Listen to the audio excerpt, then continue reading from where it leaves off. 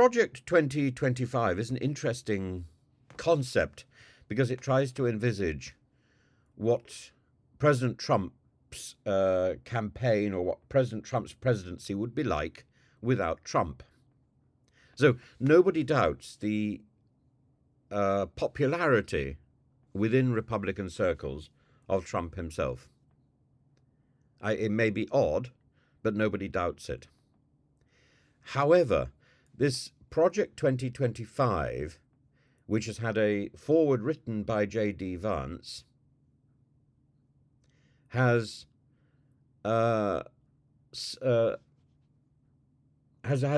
been very badly received, and demonstrates fairly clearly that Trumpism, without its main player, without Trump, probably cannot survive.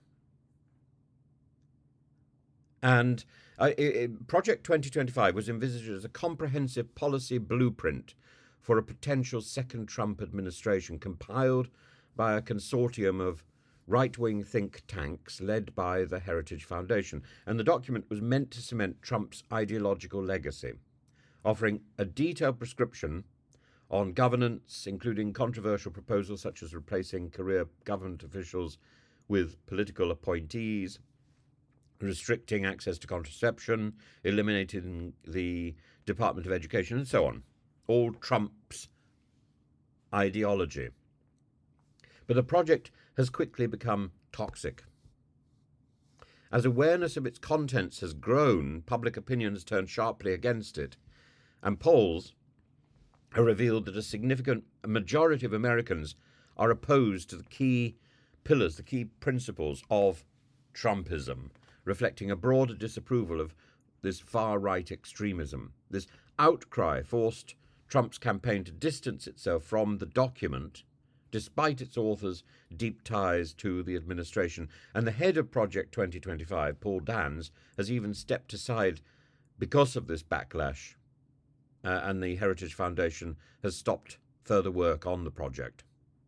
JD Vance, Trump's running mate in the coming election, is intricately linked to Project 2025 because he authored the foreword to the coming book by Kevin Roberts, the Heritage Foundation's head.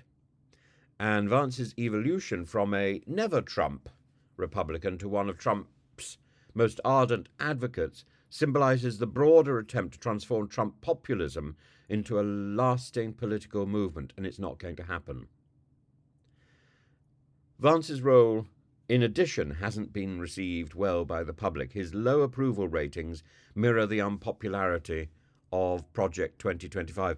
I got a story yesterday about JD Vance and a sofa, and this was in a sort of pocket of Twitter and social media, and it suggested that it came from JD Vance's own autobiography, Hillbilly Elegy.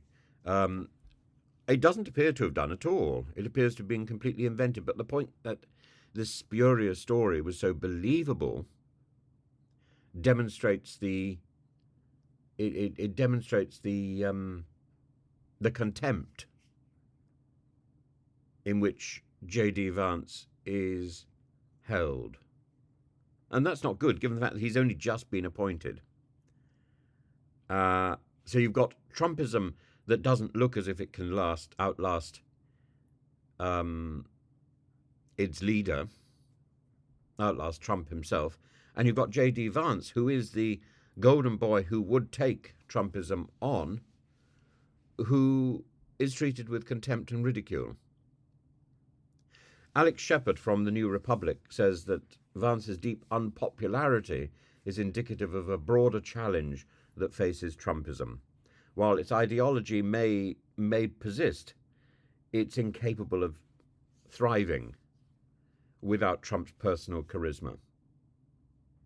So everything can be done to try and keep Trumpism alive. But, this is it's heart failure stuff. Once Trump has gone, Trumpism dies. For Democrats, this is the takeaway. The unpopularity of Project 2025 and the unpopularity of figures like JD Vance are a potent line of attack. By focusing on the policy substance of Trumpism, its weird, its geeky extremism, as Joshua Rosenberg of Mother Jones puts it, Democrats can challenge Trumpism without alienating the base of voters who are more enamored with Trump's persona than with his policies. So Project 2025 and JD Vance are a concerted effort to transform Trumpism from a chaotic populist movement around an individual into a structured political ideology, and it is failing. The widespread unpopularity of both indicates that Trumpism has no future without Trump himself. For Republicans, this raises the question of whether their party can indeed be built on Trump's legacy, or whether they will need to find an entirely new path forward. I hope it's the latter.